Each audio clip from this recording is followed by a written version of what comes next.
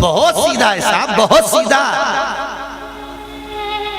33 करोड़ देवी देवता में अगर सबसे ज्यादा सरल, सबसे ज्यादा सहज, किसी के बीच में नहीं बोलता, चुपचाप बैठा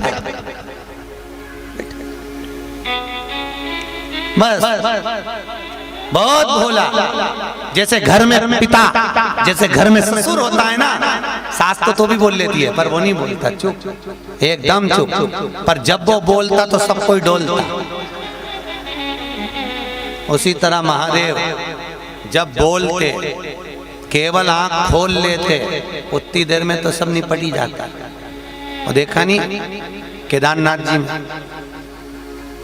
कुछ नहीं करा था, वो तो केदारनाथ बाबा ने सोचा कि बहुत दिन से घर से बाहर नहीं निकला, इसीलिए मंदिर से थोड़ा सा ही निकला था, परंतु जैसे वो निकला ऐसे जितने आए थे वे सब निकल गए।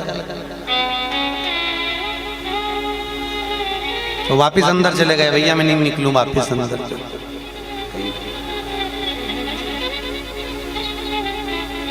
बहुत इतना सरल देव कहाँ मिलेगा? तुम जब फुर्सत में हो तब लोटा लेके चले जाओ।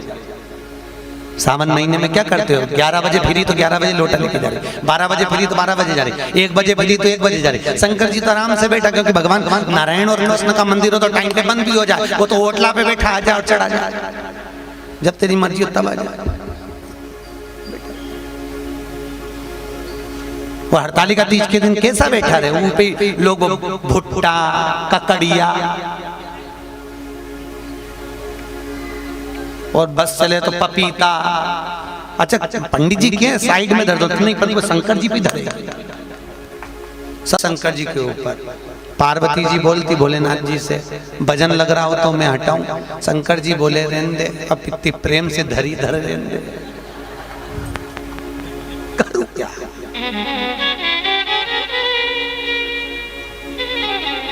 और कहीं की इतनी चतुर थी तो शंकर जी के शिवलिंग पे शक्कर चढ़ाई, शक्कर चढ़ाई तो वहीं पे चीटा, मक्खी। फिर बोली पार्वती जी हालत खराब कर गई, कुछ करूं? भगवान भोलेनाथ जी के रहने दे, वे भी अपना ही है, लपेट जाओ। कहीं नहीं बोली। सावन महीने में ऐसा बैठा रहे और लोग कांवड़ ले जाके ना कूड़ता जाए, कोई कोई का तो लोटा ही कूड़िया है ले माथा पे दर्द से, तो भी नहीं बोले आ जाओ, आओ बैठा हूँ, तुम्हारे को जब फुर्सत मिले तब आ जाओ, शाम तक भी आओगा तो भी बैठो, आओ। श्रृंगार ही नहीं करे, देवताओं तो श्रृंगार करके बैठ जाए तो कोई पानी नहीं चढ़ान दे, चढ़ान दे राम जी के ऊपर, कृष्ण जी के ऊपर, भगवान विष्णु के ऊपर, देवी जी के ऊपर कोई पानी चढ़ान दे? नहीं, शंकर जी के ऊपर आ जाओ, जब फुर्सत हो जब चढ़ा जाओ, बैठा कोई।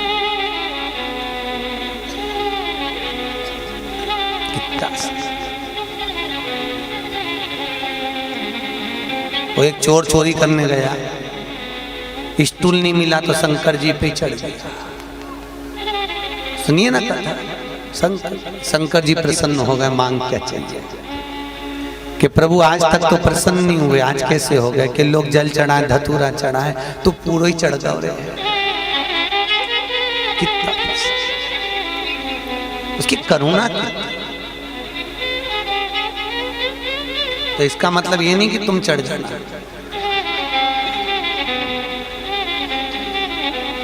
हाँ तुम्हारा क्या ठिकाना, नहीं तो तुम क्या सीहोर वाला महाराज बोला चढ़ जा। भगवान अब शिव कथा कह रही है, भगवान ब्रह्मा जी ऊपर गए, पर ब्रह्मा जी को लगा भगवान विष्णु को भगवान शंकर के चरण मिल गए होंगे, और मैं अगर नीचे जाकर बोलूंगा कि मुझे चरण शीश नहीं मिला तो मेरी हंसी उड़ जाएगी। अब क्या करूं? वहीं से गौ माता निकल कर जा रही थी, गौ माता को रोका, ए गौ माता रुको, तो मेरे साथ चलकर नीचे पहुंचकर भगवान नारायण के सम्मुख में कहना कि भगवान ब्रह्मा जी को भगवान शंकर के शिवलिंग का शीश मिल गया। चलो, गौ माता बोली मैं चल तो चलूंगी, पर इसमें मेरा लाभ क्या? भगवान ब्रह्मा जी ने कहा घर में सबसे पहली रोटी तुम्हारे को दिलवाऊंगा, झूठ बोलेगी मेरे साथ चल के तो रोटी मिलेगी। कितनी जोरदार बात की है। और यही बात पुरुषों ने पकड़ के रखी है कि आज के जमाने में कमाना है तो झूठ, प्रपंच, छल, कपट सब करेंगे तब जाके रोटी मिले। निवेदन है, खूब बोलो, मना नहीं, शंकर जी को सबसे ज्यादा प्रिय क्या है? बोलो तो सर। सत्यम शिवम सुंदर। शिव जी को क्या प्रिय है? सत्य। क्या प्रिय है? सत्य।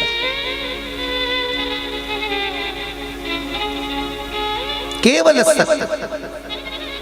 पहले के जमाने में अदालत नहीं होती थी, पंचायत नहीं होती थी। मंदिर में शंकर जी के जाते थे और गंगा जली उठवाते थे। गंगा जली उठाना मतलब शंकर जी को उठा लेना। और अगर झूठ बोल दिया, आज भी नियम है, नारायण मंदिर, राम मंदिर, कृष्ण मंदिर, सारे मंदिरों में झूठ बोलोगे चल जाएगा, पर शंकर के मंदिर के ओटले पर बैठकर मुख से अगर एक बार झूठ निकल गया, बुढ़ापा नरक जैसा जाएगा। सबसे कठिन है झूठ। शिव को प्रिय नहीं है। गौ माता को ब्रह्मा जी करे तो चलकर मेरे साथ झूठ बोलना और कहना ब्रह्मा जी को सिर मिल गया। चलो गाय बोली में चल तो चलूंगी, पर मेरे को सत्य का प्रमाण कौन देगा? मेरे साइड बोलने वाला कोई चाहिए। इतने में ब्रह्मा जी ने केतकी के पुष्प को तोड़ा और केतकी के पुष्प को तोड़कर कहा, केतकी के फूल तू चल, और चल के गौ माता के साथ मिलकर कहना कि ब्रह्मा जी को शीश मिल गया। केतकी का फूल बोला, मैं क्यों झूठ बोलूं? भगवान ब्रह्मदेव ने कहा तेरे को सुगंधित बनाकर रखूंगा और देवताओं पर चढ़वाते रहूंगा। केतकी का फूल भी चला। भगवान नारायण ने पूछा क्या बात है ब्रह्मा जी, आपको सिर मिल गया? ब्रह्मा जी ने कहा मैं तो बाद में बताऊंगा, नारायण पहले ये बताओ क्या तुम्हें भगवान शंकर के शिवलिंग के चरण मिल गए? भगवान विष्णु ने कहा मुझे चरण नहीं मिले। देखो एक बार सत्य बोल दिया, हाथ पल्लू झटका लिया। सही है कि गलत है? अब सत्य को प्रमाणिकता की जरूरत नहीं पड़ती, पर झूठ को, असत्य को प्रमाणिकता की जरूरत है। जैसे आपने किसी से पूछा क्यों कथा में क्यों नहीं आ रहे? बच्चों के पेपर हैं। अच्छा,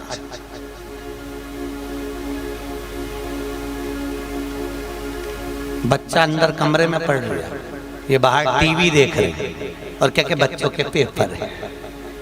ठीक है, वही बच्चा मिल गया और पिताजी ने पूछ लिया कि दादाजी ने क्यों रे तेरे पेपर कब से हैं? तो क्या वो तो 15 अप्रैल से चालू होंगे। बताओ तेरी माँ तो के पेपर चल रहा है इसलिए कथा में नहीं आ रहा।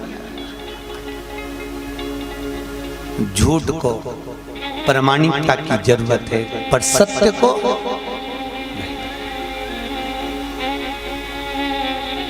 सत्य को।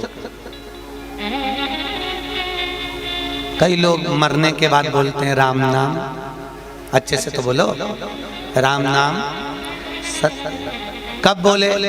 मरने के बाद। शिव महापुराण कहती किसी के मरने के बाद राम नाम सत्य बोलने से कोई फायदा नहीं। सत्य कब? किसी के यहाँ दिवाली मिलने जाओ, होली मिलने जाओ और जाते से कहो काका जी राम नाम सत्य है। काका जी कुर्सी से नीचे तुरंत, क्यों रे मेरा बुरा चाहता है? नहीं, बुरा नहीं, भला चाह रहा हूं। मरने के बाद लोग बोलेंगे, तब तुम उठ के सत्य नहीं बोल पाओगे। आज मौका बचा है, थोड़ा समय बचा है, सत्यमय जीवन को जियोगे तो शिव मिल जाएगा। शिव मिल गया तो जीवन सुंदर हो जाएगा। इसीलिए सत्यम शिवम जी।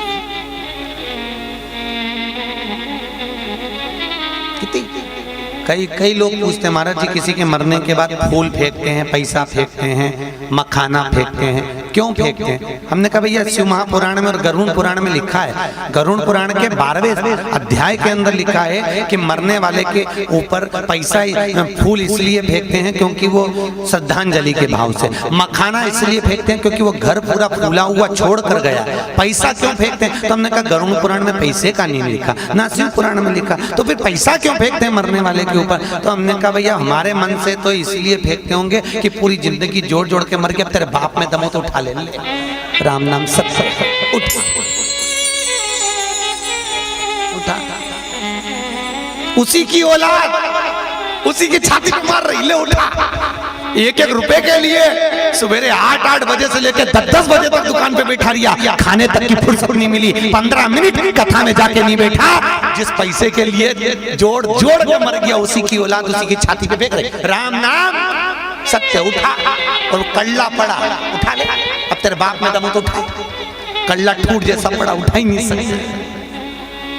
उठा ले, एक एक रुपए के लिए लड़ लिया, भिड़ लिया, परिवार में झगड़ा करके बैठ गया, कमा कमा कमा कमा मर गया, आखिरी में फोटो टंग दिया। वो फोटो भी इतना जोरदार टांगा इस्माइल भाई, और वो फोटो भी 16 श्राद्ध में नीचे उतरा और बहुओं ने उन्हें पूड़ी में खीर मिला के फोटो पे चिपकाया और डोकरा ऐसा इस्माइल देता रहा। साल भर पूड़ी चिपकी रही वो के और वो इस्माइल ही देता रहा। हंसो मत, ही अपना भी चिपकेगा, ऐसा नहीं है, ये उसी का चिपका। जोड़ जोड़ मर। आज बड़ोनिया परिवार किस्मत वाला है साहब, जो अपने धन का सदुपयोग कर रहा है। जोरदार ताली बजाओ पूरे बड़ोनिया परिवार, किस्मत वाला। और ऐसे माता पिता भी धन्य हैं जिन्होंने अपने बच्चों को, शेखर जी ऐसे बच्चों को सीख दी कि अपने जीवन में ऐसा सत्कर्म करना, अपने धन का सदुपयोग करना। जोड़ जोड़ जोड़ जोड़ जोड़ जोड़ मर जाओ, बाद में ठंग जाए, 16 श्राद्ध में पूड़ी चिपक जाए। कौन सा लाभ हुआ? कौन सा लाभ?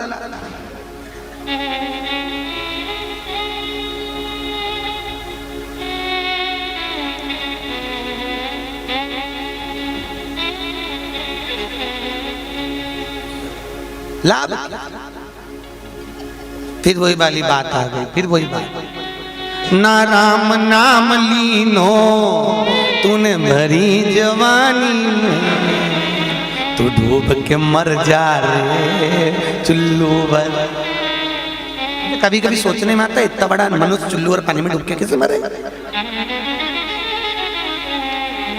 जाए तो नदी भर पानी चाहिए, पर कथा में लिखा है चुल्लू और पानी में डूब के मरो। तो उसका परिणाम ये है कि जो व्यक्ति कभी जीवन में राम नहीं भजे, भजन नहीं करे, कीर्तन नहीं करे, संकीर्तन नहीं करे, जो कभी भागवत कथा शिव महापुराण में नहीं जाए, वो मनुष्य नहीं, ये कीड़े के बराबर हो जाता और कीड़ा चुल्लू और पानी में डूब के मर सकता है।